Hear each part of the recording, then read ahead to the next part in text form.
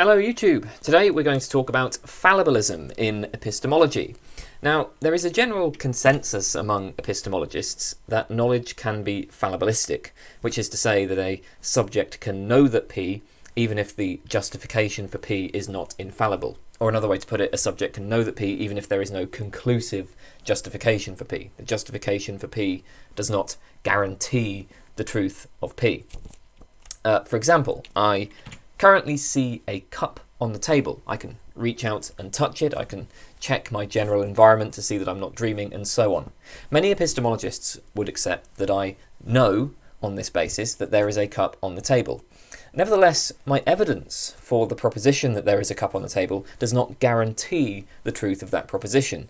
Maybe I'm being deceived by an evil Cartesian demon. Maybe I actually am dreaming, it's just that the usual indications of dreaming are absent.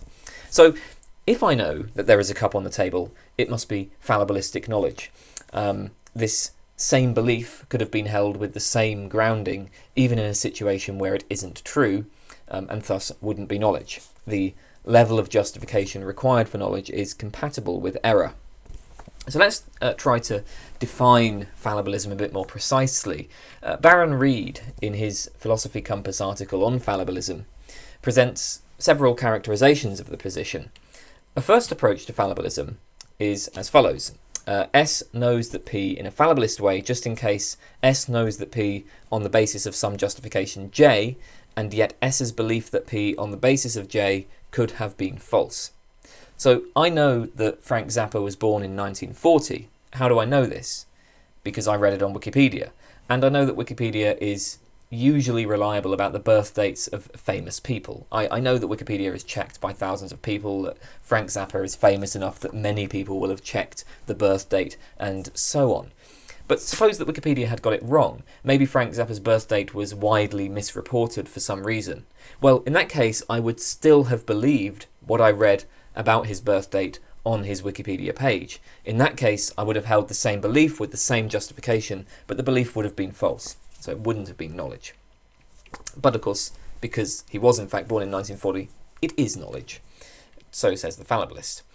A second way to characterize fallibilism is S knows that P in a fallibilist way, just in case S knows that P on the basis of J, and yet J does not logically entail that P is true. What justifies my belief that Frank Zappa was born in 1940 is the testimony from Wikipedia, along with my background assumption that Wikipedia is generally reliable about this sort of thing. But obviously, the fact that Wikipedia has reported that Frank Zappa was born in 1940, and the fact that Wikipedia is generally reliable about birth dates, does not logically entail that Frank Zappa was born in 1940. The justification for my belief that he was born in 1940 is compatible, logically compatible with many other claims about his birth date. Now, as Reid notes, one of the drawbacks of both of these formulations is that neither of them allows for fallibilistic knowledge of necessary truths, such as the truths of mathematics. Suppose it's necessarily true that P. So take Fermat's last theorem. We take it that this is true, and being a mathematical theorem, if it's true, it's arguably necessarily true. Well, if it's a necessary truth, then it's not the case that it could have been false. So our knowledge of this will not be fallibilistic per the first formulation of fallibilism. Furthermore, necessary truths are logically entailed by everything. This is because one proposition logically entails another, just in case it's not possible for the first to be true and the second to be false. Well, if P is a necessary truth, then it's not possible for P to be false, no matter what we substitute for the first proposition. So every justification will entail a necessary truth. So our knowledge of Fermat's last theorem is not fallibilistic per the second formulation of fallibilism. And the problem with all this is that many people will want to say that our knowledge of Fermat's last theorem is fallibilistic. After all, maybe there's some undetected mistake in the proof. We can't be absolutely sure, absolutely certain, that we haven't made an error somewhere. Reid suggests a third formulation of fallibilism, which will allow for fallibilistic knowledge of necessary truths. S knows that P in a fallible way, just in case S knows that P on the basis of J, and yet S's belief that P on the basis of J could have failed to be knowledge. a belief could have failed to be knowledge in two ways. First, the belief could have been false, or second, the belief might have been true, but only by accident, or at least only accepted by accident. So suppose that a student learns a mathematical truth by applying tools that they are very familiar with, so they use reliably. But now suppose that when working out a particular problem, the student makes two mistakes, and both of these mistakes just so happen, by chance, to cancel each other out. So the equation that she mistakenly writes down is in fact correct, even though she got the calculation wrong.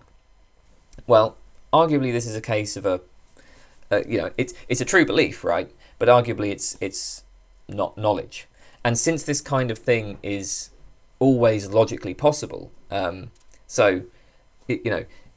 we can never be conclusively sure that this kind of thing hasn't happened, right? The knowledge of mathematics that we have is fallible knowledge, because for all it may have been the case that we've made some mistake when working it out. The student accepts the theorem on the basis of our calculations, but this could have failed to be knowledge because she could have made mistakes. So these are just some different ways of defining fallibilism. I mean, the general idea is that we want to say that so knowledge is fallibilistic just in case the justification required for knowledge does not guarantee the truth of the belief. It's worth noting that on our usage, a fallibilist might say that some beliefs have infallible justification, that some beliefs are supported by conclusive evidence. It's just that conclusive evidence is not required for knowledge. So yeah, maybe sometimes we do have conclusive evidence, but a fallibilist will say in many cases we do not, and we can have knowledge either way, right? The core claim of fallibilism is that conclusive justification is not required. Right. Having stated how fallibilism is to be characterized, let's consider the position in a bit more detail. Now, as I said, fallibilism is almost universally accepted in contemporary epistemology. I think there's about as universal a consensus on this as you will ever find in philosophy. The most sophisticated forms of many different epistemological theories, internalism versus externalism, foundationalism versus coherentism, and so on. All of these are forms of fallibilism in the way that they are developed by contemporary epistemologists. Historically, it was more popular to suppose that knowledge must be grounded on infallible foundations. So why has this changed? Well, in the Philosophy Compass article I mentioned, Baron Reid identifies the primary motivation as the problem of skepticism and the need that many epistemologists have felt to give a more realistic account of knowledge. Infallibilism seems to lead to very radical forms of skepticism. It perhaps entails that nobody has any knowledge whatsoever. At the least, it seems to entail that, for instance, no one has any knowledge of the external world. This is because all of our cognitive faculties are imperfect, even in the best circumstances. Perception sometimes misleads us. We can never conclusively rule out deception by the evil Cartesian demon. Even very basic forms of reasoning, when we perform simple mathematical calculations, 3 + 3 = 6, we can't be sure, we can't be absolutely certain that we haven't made some sort of mistake there. So we can never achieve certainty. There will always be sources of doubt.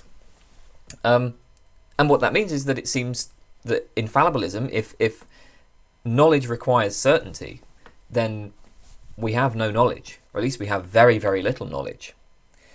However, our cognitive faculties do still seem to be quite good, and they can be improved. We can identify better and worse circumstances for belief formation. We have developed processes such as controlled experiments and peer review for checking our beliefs. So it does seem that a more modest kind of success is available to us. Like, we can't achieve certainty, but we can achieve something more modest. And when we talk about knowledge on an everyday basis, so many philosophers think we're referring to this kind of more modest success. So most philosophers feel that infallibilism just doesn't model very well our intuitive use of our intuitive concept of knowledge.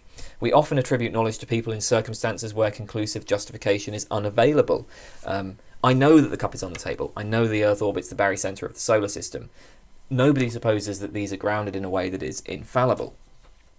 One important point here is that even if all beliefs are open to doubt, we still want to distinguish between those beliefs that are well supported and those that are not. There is a difference between, on the one hand, forming beliefs by performing a controlled experiment that is checked by your peers, and on the other hand, forming beliefs by flipping a coin. One of the applications of the concept of knowledge is to distinguish these well-supported true beliefs from true beliefs that are mere lucky guesses. And I mean, this kind of thing extends to our interactions with others. Much of our cognitive activity in modern society is highly collaborative. So obviously science is an essentially collaborative institution, but you'll find that for pretty much every area of your life, there are experts who have far more information than you do, and that you have to rely on. You have to rely on people with medical expertise when you have a medical problem. You have to rely on people with plumbing expertise when you have a plumbing problem. There is a very high division of cognitive labour in society, in modern society. So we have to distinguish reliable sources of information, the legitimate experts, from the unreliable sources. Again, the concept of knowledge is deployed in this context. It's deployed to distinguish those who know from those who don't. But since infallibilism is all or nothing, right? Like infallibilism says you either have conclusive justification or you've just got no knowledge. It's poorly placed for accommodating this kind of approach to epistemology. It's also worth noting that in the background of all this, there's been a change in the attitude of epistemologists concerning the appropriate method for doing epistemology. So there's the famous problem of the criterion in epistemology, which is the question of how we should go about analysing knowledge. How do we even begin characterising what knowledge is?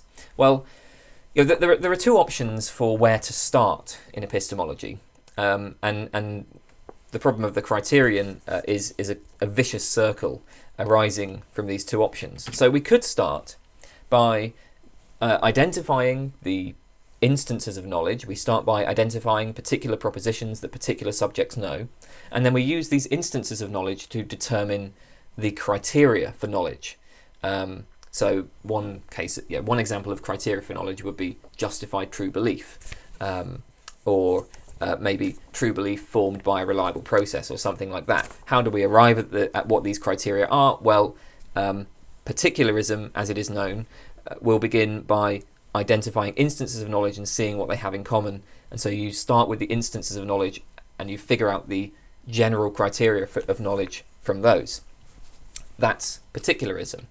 Alternatively, methodism will start by specifying the general criteria for knowledge and then applying these criteria to specific cases to determine whether or not a person has knowledge per those criteria in that specific case.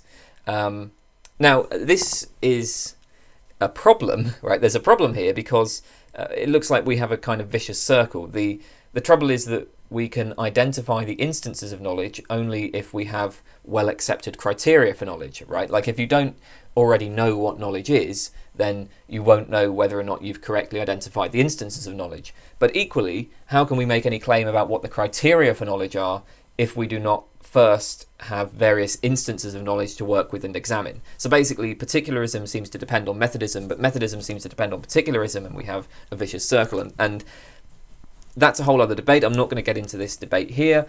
Suffice it to say that methodism, I think, used to be fairly popular, but there's now a general consensus in favour of particularism. Particularists, again, think we start by taking common sense instances of knowledge and using those to figure out the criteria for knowledge. And we can improve those criteria by testing them against our intuitions about particular cases. We can then apply these criteria to help decide vague cases. Particularism tends to be more in line with common sense. Indeed, that's where particularism starts. There are a number of instances that are paradigmatic cases of knowledge, at least from a sort of just common sense point of view. There are a bunch of propositions that various subjects intuitively know. For instance, when I visually perceive a cup on the table and I'm in a sound state of mind and so on, then I know that the cup is on the table. This is like that's just on the basis of intuition, common sense, we would attribute knowledge to me in that situation. There are many scenarios where it's perfectly intuitive to almost everybody to attribute knowledge to subjects. But this won't be infallible knowledge. Certainly my knowledge that the cup is on the table is not infallible knowledge. So one reason for the turn to fallibilism is that most contemporary epistemologists favour particularism in epistemological method, and that seems to favour fallibilism. With all of this said then, I think we can state a general argument for fallibilism. It's rarely explicitly stated, but I do think it's implicit in much contemporary epistemology. It's simply this: some beliefs are knowledge, and this is supported by our everyday use of the concept knowledge and by the particularist methodology. Premise 2, no belief is supported by infallible justification, so conclusion, knowledge is fallibilistic. I guess we might state more restricted versions of this argument if you think that some beliefs are infallible. Maybe we infallibly know facts about our present mental states, for example. So an alternative version of this argument might be some beliefs about the external world are knowledge, no belief about the external world is infallible, so knowledge is fallibilistic. Whatever. So, as I say, I think this argument is the primary reason why fallibilism is so widely accepted. To be clear, I mean, it's I don't think a watertight argument for fallibilism. For all that's been said here, it may not be so implausible to suppose that ordinary ascriptions of knowledge are usually false, that in fact people know very little, if anything. Contemporary philosophers place a lot of weight on preserving intuitions, preserving common sense, but the very fact that skeptical arguments strike us as so simple and powerful is itself evidence that the infallibilist model of knowledge is just the model that we've always been using, which is to say that knowledge requires conclusive justification. I mean, consider how people usually respond to the radical skeptical arguments like the Cartesian evil demon or the brain in that argument. If our implicit criteria for knowledge are fallibilistic, if knowledge does not require conclusive justification, why is anybody remotely concerned about these kinds of skeptical challenges? Like the very fact that we all recognise these as presenting serious challenges maybe suggests that our concept of knowledge is infallibilist. The infallibilist might also suggest that what's really going on is that in everyday contexts, people regard their justification as conclusive, even though reflection reveals that it isn't. People just might not realise all of the ways in which their beliefs are open to doubt, or they might realise this but ignore it. And this would be the case because there's often no good practical reason to consider all of the possible sources of doubt. So yes, in an everyday context, it's perfectly intuitive to say, I know that the cup is on the table. But this isn't because I'm implicitly assuming that knowledge is fallibilistic. Rather, I'm implicitly assuming, incorrectly, that I have conclusive justification, because I'm ignoring the ways that this might be false. So yeah, I mean, it's certainly not a watertight argument for fallibilism, but I think this is the main reason why philosophers have adopted fallibilism. Okay, I'll just note a couple of other arguments for fallibilism. First, fallibilism is supported by a plausible view of the function of knowledge. Arguably, knowledge is the aim of inquiry. That is, inquiry ends when knowledge is achieved. So the idea here is that when I'm inquiring into whether, say, Frank is at home, I may appropriately end my inquiry when I know that he's at home or when I know that he's not at home. So inquiry is one of the things that humans do for various reasons, and knowledge is the product of inquiry. This is a kind of functional definition of knowledge. It sees knowledge as the aim of a particular practice, or what is achieved by a particular practice. Now, this view of inquiry can only work if knowledge requires less than conclusive justification. If conclusive justification is required, then inquiry would never end, right? A given inquiry would never come to an end. We would never come to any conclusion because the inquiry would never achieve knowledge. We can always conceive of possibilities of error that we haven't ruled out. It would be indeed pointless to begin an inquiry in the first place because it would be guaranteed to fail, at least in the vast majority of cases. I'm never going to have conclusive justification that Frank is at home. So I just have to continue inquiring into that forever. Another argument for fallibilism appeals to the epistemic goals of inquiry. In general, there are two goals that we have with respect to belief formation. First of all, we want to avoid believing falsehoods.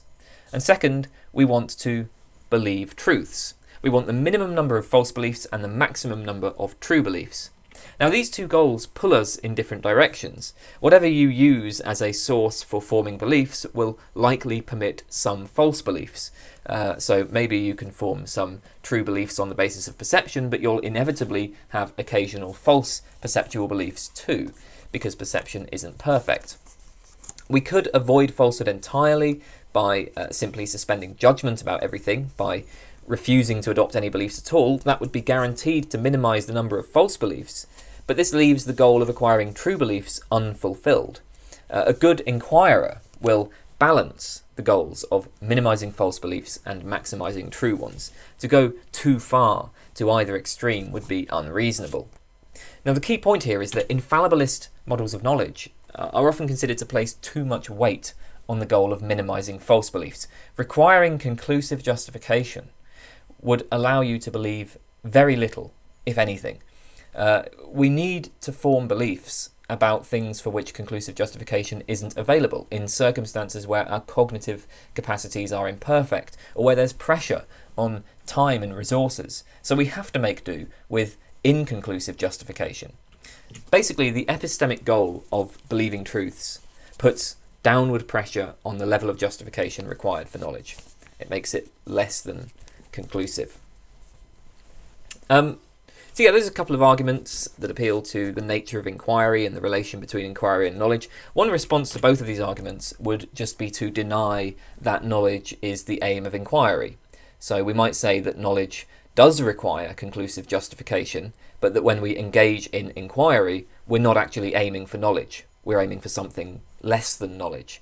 The problem with this kind of move is that it makes it unclear why anybody should care about knowledge. So like you're defining knowledge in a way that makes it impossible for us to achieve it in most or even all circumstances, and in a way that disconnects it from any of our practices and from anything we care about.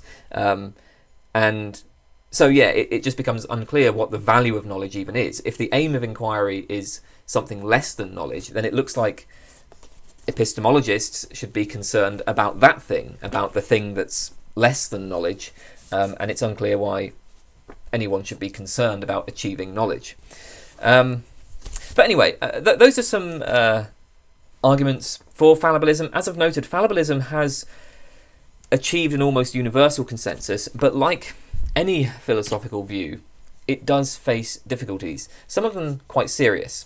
So we will now consider the case against fallibilism.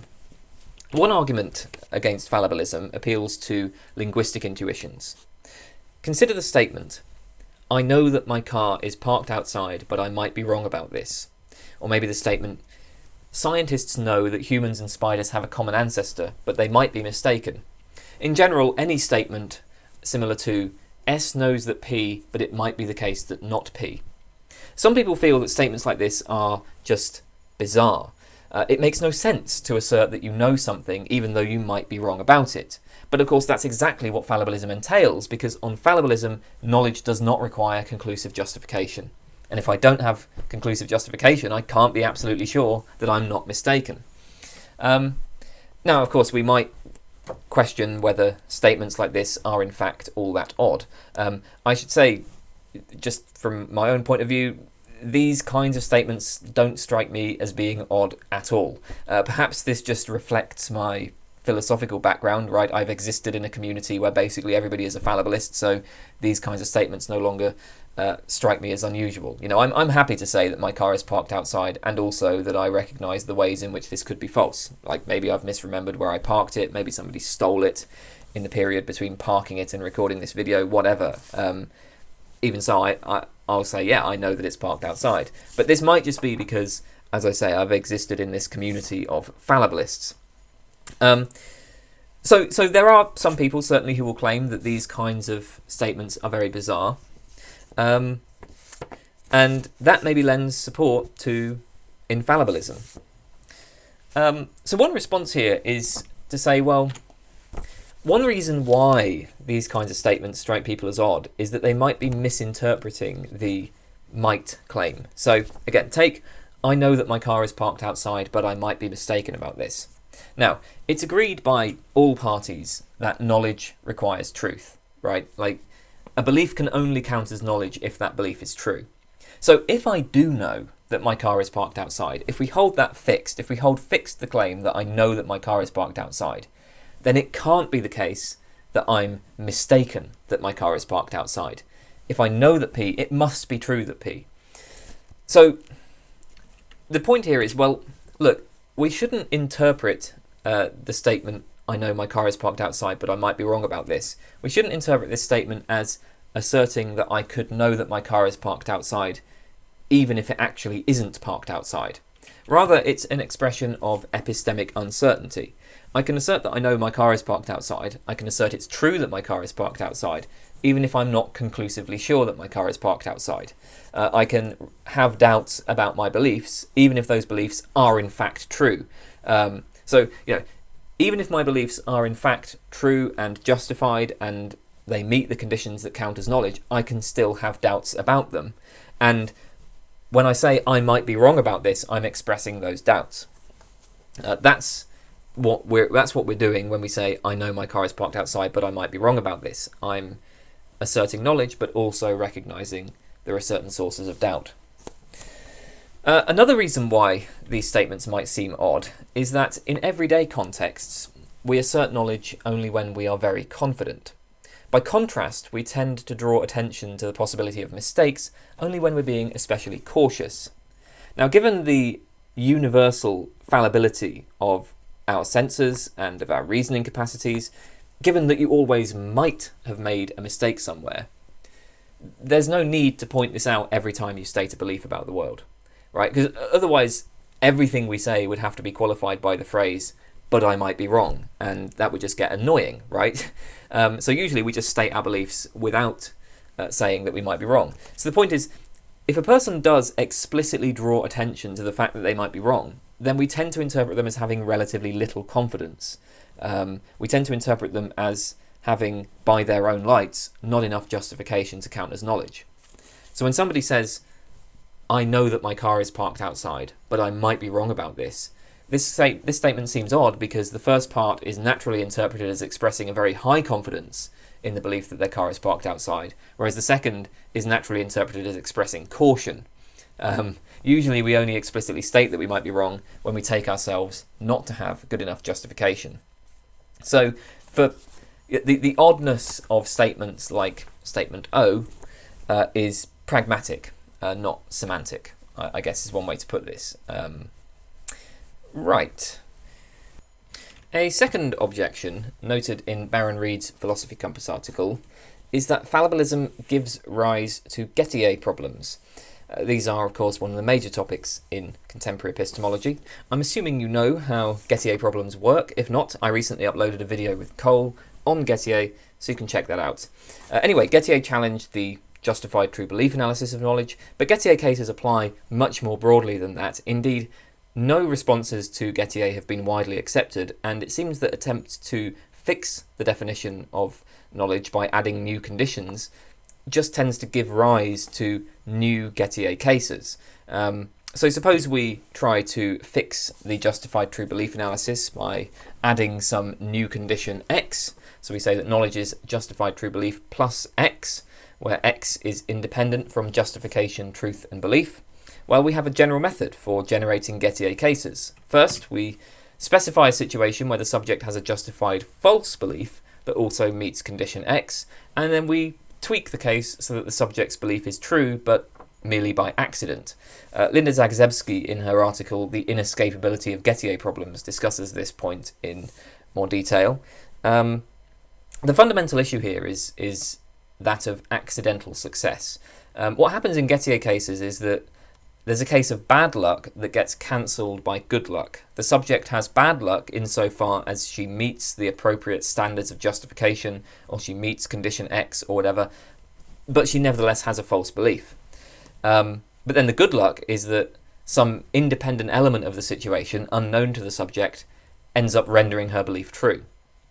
And the issue here is that it seems that fallibilism will always permit some sort of accidental success, some accidental knowledge. The reason is that for fallibilists, justification and truth can come apart. You can have a justified false belief, and this is what allows you to set up Gettier cases. You give the subject a justified false belief and then tweak it so that the belief is true by chance. And the same can be said for whatever other condition the fallibilist adds to knowledge. So suppose we say that knowledge is true beliefs formed by reliable processes. Well, a reliable process does not guarantee true belief. Beliefs formed with a reliable process can occasionally be false. So there's a disconnect between truth and the other conditions for knowledge, and this is an essential feature of fallibilism, because for the fallibilist, right, you can have knowledge, right, you can hold a true belief with the right level of justification, even though that level of justification is compatible with the belief being false. So that disconnect between truth and the other conditions for knowledge is an essential feature of fallibilism, and that seems that it's always going to be enough to generate Gettier cases. So it has proven very, very difficult to insulate fallibilism from this kind of problem in a rigorous way. But for many people, this kind of consequence is just absurd, right? It's absurd to think that Gettier cases could be instances of knowledge. And since every fallibilist account of knowledge seems to entail Gettier cases, fallibilists are committed to an absurd conclusion. On the other hand, consider the infallibilist.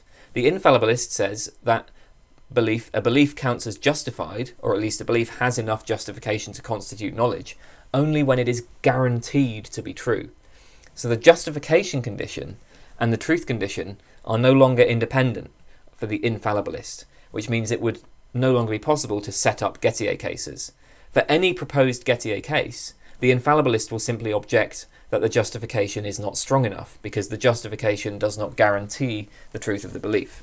So one benefit of infallibilism is that it seems to avoid Gettier problems. Another argument raised by Reid is that fallibilism is vulnerable to lottery paradoxes. So the standard version of the lottery paradox depends on two principles. Principle A is that if P is highly probable, then it is rational to believe that P. And principle B, if it is rational to believe that P and it is rational to believe that Q, then it is rational to believe that P and Q. The paradox here can be seen by considering a lottery with 1,000 tickets, only one of which will win. If you take ticket number 1, well, it's highly probable that it will lose, so by principle A, rational to believe that it will lose. Similarly, for ticket number 2, it's highly probable that it will lose, so rational to believe that it will lose, and so on, for every individual ticket. But now if we conjoin these beliefs, we get the result that it is rational to believe that every ticket will lose. And that's a contradiction, given that we've just stipulated that there will be one winning ticket.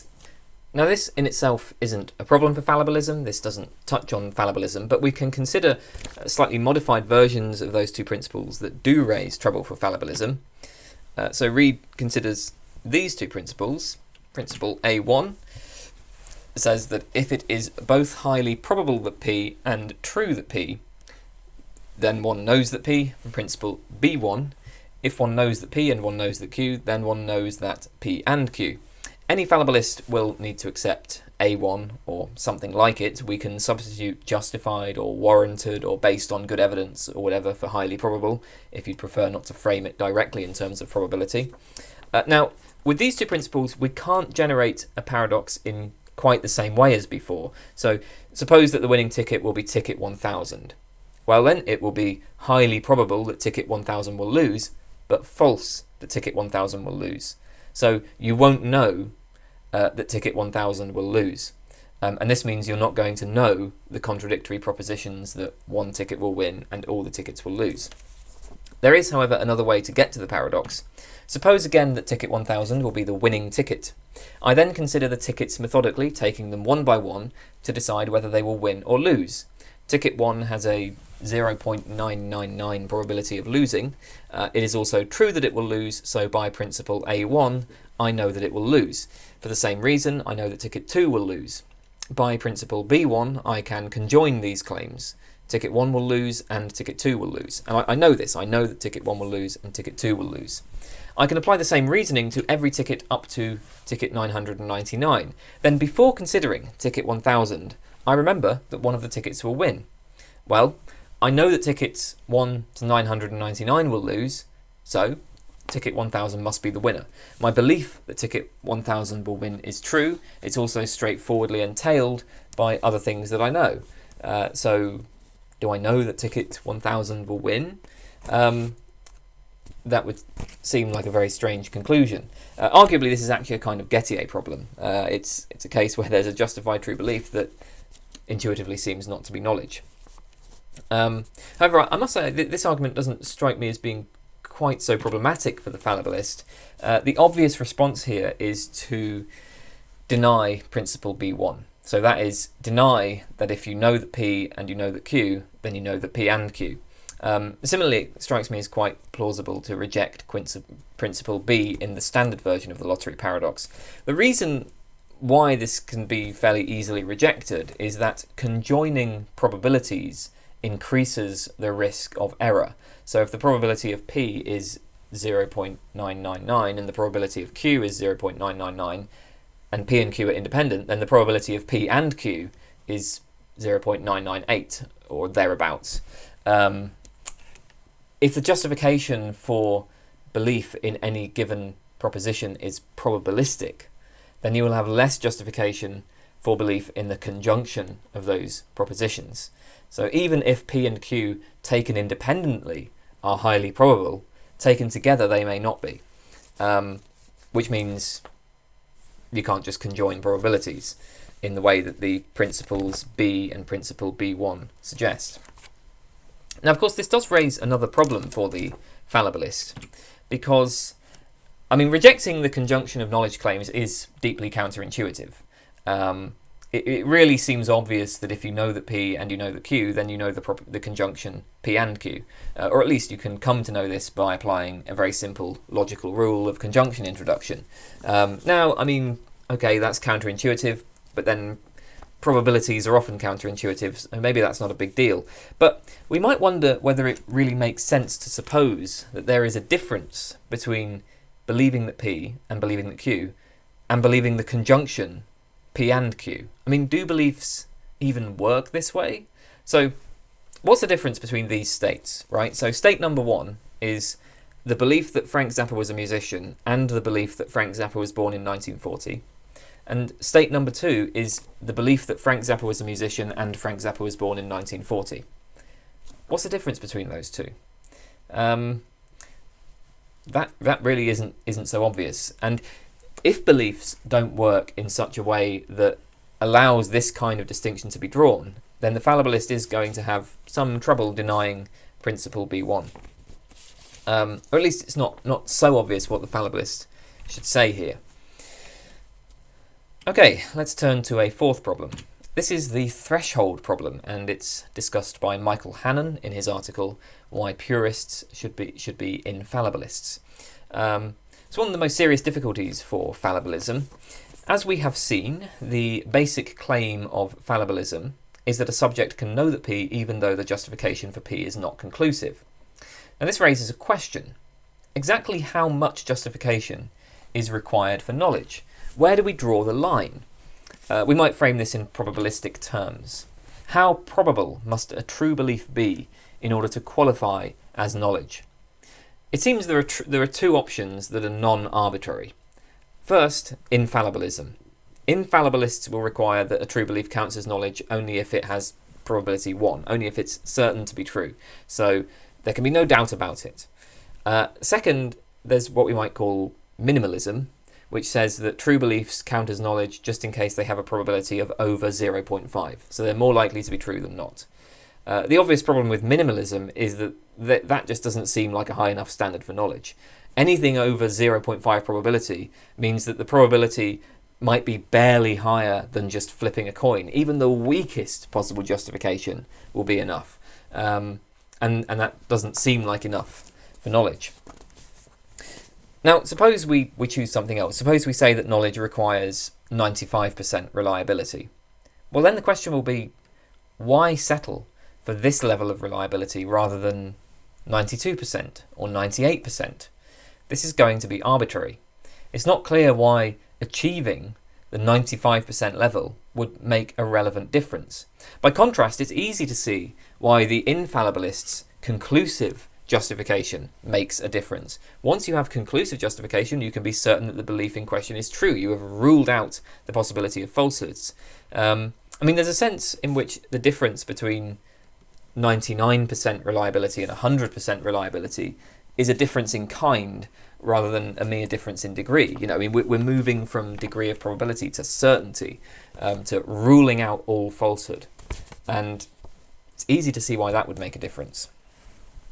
Now, of course, all of this is exacerbated by the fact that in many cases, we can't even put a number on the level of justification in this kind of way.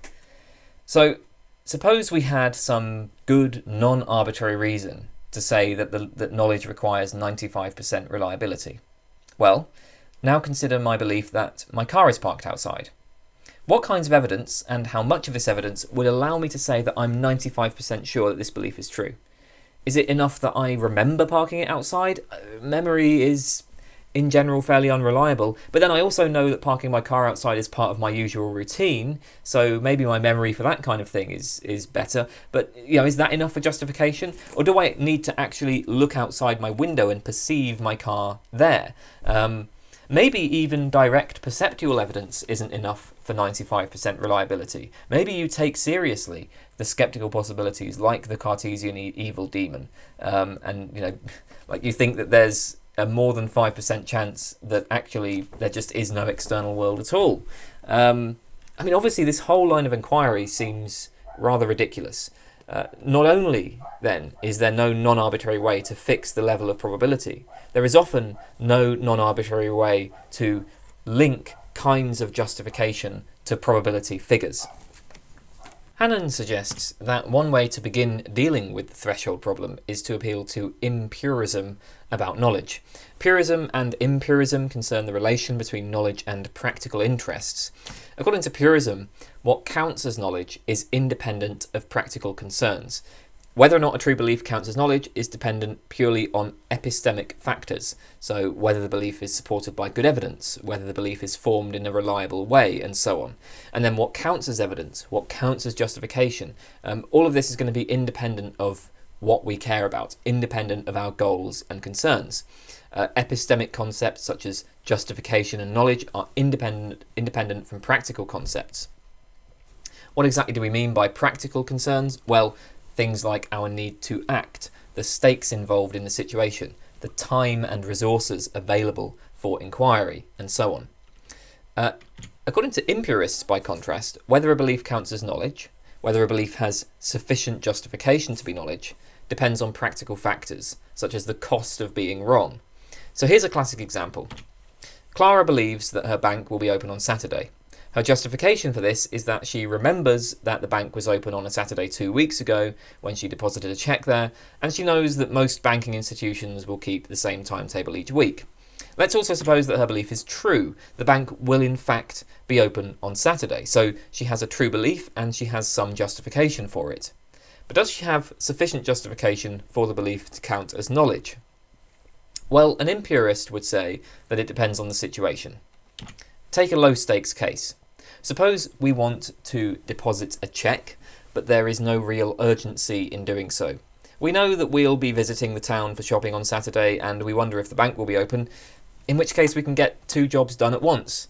But if, when we arrive, it turns out the bank is closed, that's no big deal. We can deposit the cheque some other time.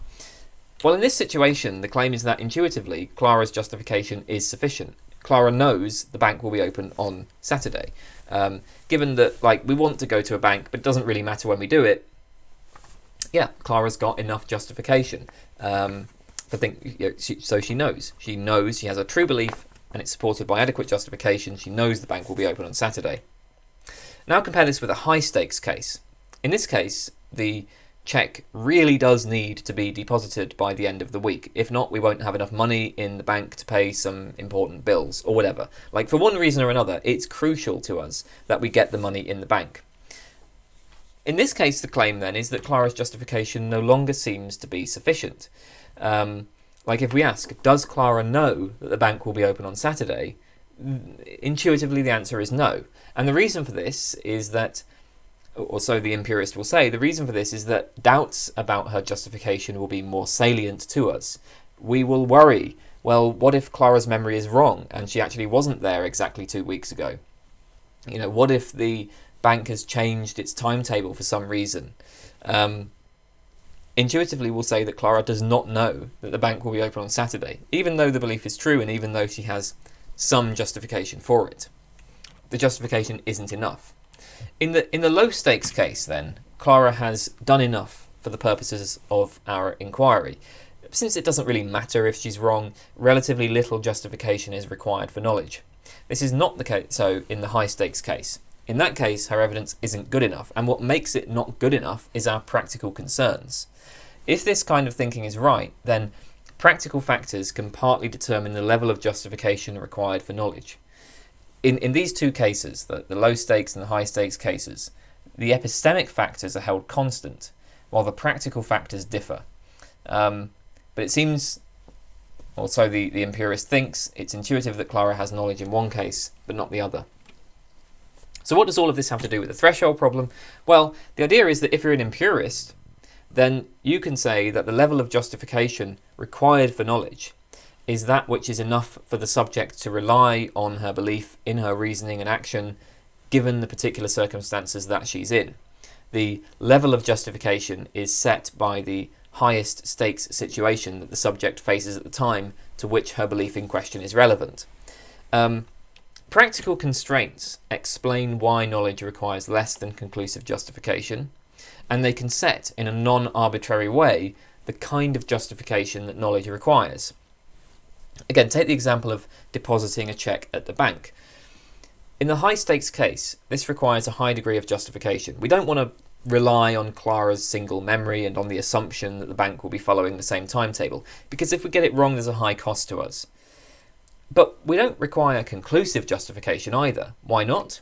Well, because there are, first of all, potential sources of error that are kind of irrelevant given the circumstances. We don't worry about the fact that we might all be being deceived by a Cartesian demon, for example.